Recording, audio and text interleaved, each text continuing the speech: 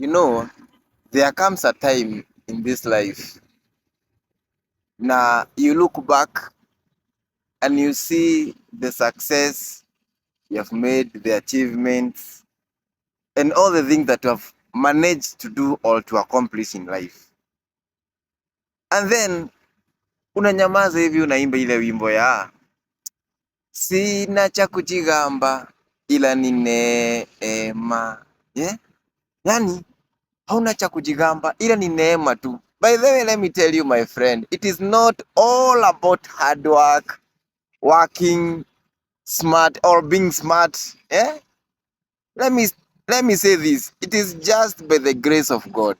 You see, many of us here, doesn't mean that we are lazy, we are stupid, that we don't work smart or we don't work hard.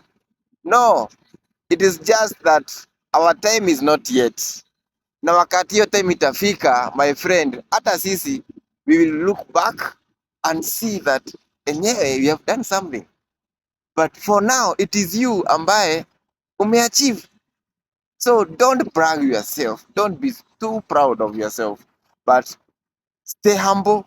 Thank God for the opportunity. Because that opportunity of achieving, having something of your own, having an empire, having things that you can say this and this and this are mine is not a joke. So we shukuru tu Mungu na utuombe hata sisi tunang'ang'ana kufika mahali umefika tufike, au sio? Yeah, thank you very much. Kamawa Talks.